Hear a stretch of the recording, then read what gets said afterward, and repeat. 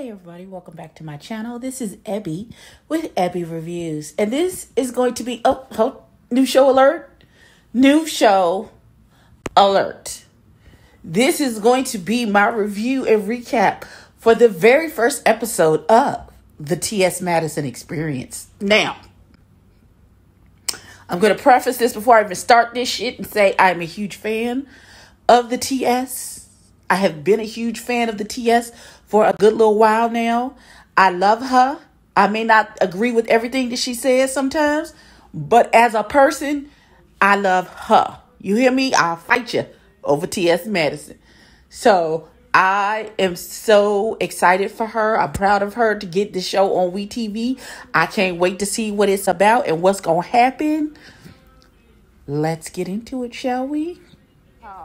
I'm going to pause. Wait, pause. Because Maddie is so entertained. I be don't watch this whole damn thing. Ain't stopped. They said nothing. Just giggly, kikiing at the fucking TV screen. So it starts off. Maddie gives her a little introduction about who she is, where she came from, how she was a trans woman from Miami, and how she had to do what she had to do what she needed to do to get where she gonna get. So she gets on a FaceTime call with Tiffany Pollard, that is at New York, from famous Flavor Flav of Love. And Tiffany is supposed to be her spirit guide, her new best friend. I don't know what their relationship just is just yet, but she's going to ask Tiffany to be a permanent judge on her show, the Queen's Supreme Court. So they doing a show this week with Miss Sophia, who's one of her favorite guest judges. And we get introduced to the team. Of course, there's Oliver from our beloved Chasing Atlanta. We love Oliver. And then there's Chi-Chi, her assistant, and Zwada. And then, of course, Mr. Craig the writer. Now, Craig said he collaborates with Madison. He does not work for her. He wants that to be known. And so they're doing a live show. And in the middle of the show, the site crashes and they go offline a couple of times in a row. And she was like, this is a live show. That and anytime I've learned that when there's hiccups, I've learned to laugh at it, make a joke of it, and then keep it pushing, because the end is still going to be achieved. So far, it's just seeing if you watch if you watch the Queen Supreme Court, this is literally like taking you back. Like if you get to be in the studio audience when it's live and see what happens behind the scenes. So this is absolutely amazing. Oh no. Okay. Okay, so pause. So they having the production meeting after the show, and T.S. Madison is like, we really need to get this right, because every time there's a technical difficulty, it takes the show down, the energy down. It throws everything off. So she starts saying the next step is I want this to be like a residency somewhere where like they have like a space, an event space where people come to, well, if they come into Atlanta, I want to get tickets to the T.S. Madison Queen Supreme Court show. It's a tourist attraction. It's a big draw, that type of thing. That is what this is all pre-COVID now. So they're discussing that, and she's talking about having Tiffany become a permanent guest judge, and because Madison has her dream is to become a TV talk show host, a la Wendy, Ellen, Oprah.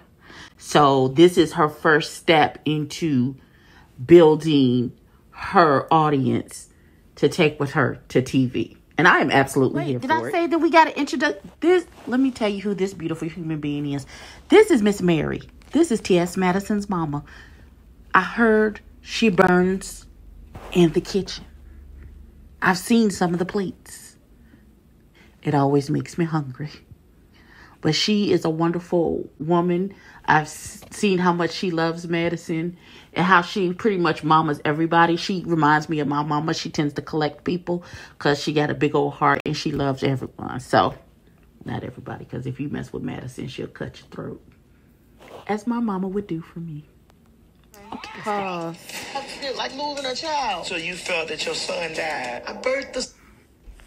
Okay, so Madison is opening up all of the gifts and things that people send her, and there was a beautiful letter in there to Miss Mary. just thanking her for showing her unconditional love towards her child, because that is not normally the testimony for most trans people, to have such an openly loving, supporting, understanding parent. And they are really doing a service for the community. Now they got LaGuerra, who is her assistant. I don't know what Miss LaGuerra does. She does a lot. But her and Craig are scouting venues for the residency. Now, I don't know why Craig he's not with the idea of doing this residency. So every venue he has a problem with it, and they have a conversation about it. LaGuerra and Craig does. And he's like, so what if the tickets don't sell? So it's one thing to be confident. It's one thing and it's another to be foolish. So you don't believe in what they're doing enough to think that they can take it to the next level? And if so, then she needs to know that, because everybody in your circle sometimes can't go with you to the next level. You need to know who is in your circle, who is in your boat, because not everybody is paddling. I guarantee you there's a motherfucker with a drill drilling holes in your goddamn boat trying to sink you. Sometimes, listen, it's good to have common sense in your circle, but having a dream killer is something completely different. So we will see how that works. Pause. Madison, this COVID thing is real. Okay, so, oh God, why I didn't think this show was gonna make me cry. Jesus Christ! All in my damn feelings, probably because it's 2:00 in the fucking morning. I should be asleep. But, Oliver, Chi-Chi, Maddie, and Miss Mary are in the kitchen, and they're just having a conversation. And Miss Mary said, I didn't know anything about the trans experience.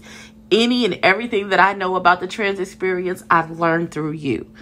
And her mom stated, she was like, I was hurt when you left, because I didn't know why you were leaving. And Maddie was like, Mom, I had to find myself. I had to figure out who I was. And Miss Mary was like, Miss Mary said I had to they both had to find themselves, honestly. Miss Mary turned to the Lord, and she's like, I found the Lord, and I'm walking in this Christian walk, as well as learning to love my child who's trans. That is the ministry that she was given in this life. And Miss Mary said some very true things. She said, I believe the Lord hears anybody's prayer as long as their heart is sincere. It doesn't matter if they white, black, gay, trans, straight, whatever. It doesn't matter. If your heart is sincere and you cry out for the Lord, He'll hear your prayer. He'll hear it.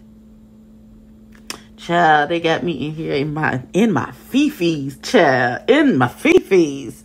This is really good. This is really good. Because we're on a commercial break. So they start in with COVID is starting. Now, TS and Chi-Chi ain't really been paying attention, but you know Miss Mary be watching the news. And she was like, listen, I know that it's affecting people who have things wrong with their body. And TS is talking like, Mom, Miss Mary got a lot of pre-existing conditions, and getting COVID could take her on away from here, and that's not what we trying to have happen. So they talking to Chi-Chi, and Chi-Chi was like, well, girl, I'm young. I still want to go to the club. I still want to shake my ass. I still want to drink and smoke with my peoples and hang out with my family. So, and Miss Mary is trying to press upon, because this is at the very beginning, so nobody really knew how serious it was at the time. And they was like, well, what you supposed to be doing? She said, wash your dirty hands. Stay your ass in the house. Stay away from people. And they shook. So at this point, Miss Mary is talking to Chi-Chi. She's like, I know you young and you want to get out there and be sociable and all that other stuff, but please, you could get it and be asymptomatic and bring it home and give it to me, and it'll kill me. So she's begging him, please be very careful. Please don't bring it back to this house. And so Maddie asked for Miss Mary to leave the room, and so she could talk to Chi-Chi. And she's like, Chi-Chi, you're going to have to get your shit together, because We not sacrificing Miss Mary. No. That's not the plan. Not at all. Because it's the end of the episode. Maddie goes downstairs to call Tiffany and check on her and touch base with her because she's supposed to be coming down to Atlanta to do the show that following week. And Tiffany is like, it's really crazy here. Things are shutting down by the day. I couldn't go into the dog food store and get food for my dog. Like, it's really crazy. And she's like, I don't want you to feel like I'm bailing on you, but I'm not coming for this. And she's like, what? And this is how the episode ends. So we gonna see what happens next week because we know how the pandemic goes. So let's get into my final thoughts. So for a first episode and introduction, I absolutely loved it. We got a good feel for the whole team. We got to meet everyone. Excuse me, I'm got the hiccups. We got to meet everyone and see what the plan is for it. And I believe this is going to take a left turn because, of course, nobody was planning for the pandemic. And so all of the plans that everyone had are going to drastically change. And I think this is going to take us on a roller coaster ride very differently from what the original plan for this show was. And I, for one, can't wait to see it. So that was my review and recap of the T.S. Madison Experience episode 1. It is available on WeTV. It comes on, what night is this? Thursday nights. Catch it in your local listings. Don't forget to go and subscribe to T.S. Madison's YouTube channel. Look at the old. Get your life. That's all I have. Get down in the comments. Let's chat about it. Tell me, did you like it? Who is your favorite team member so far? Are we a little sour on Craig and his dream killer situation? Because I feel like it's more than just healthy skepticism. This point is a little dream killery. That's what that sounded like to me. But that may be a moot point. We will see. Like, comment, and subscribe. Tell a friend to tell a kin. And I will catch you in the next one.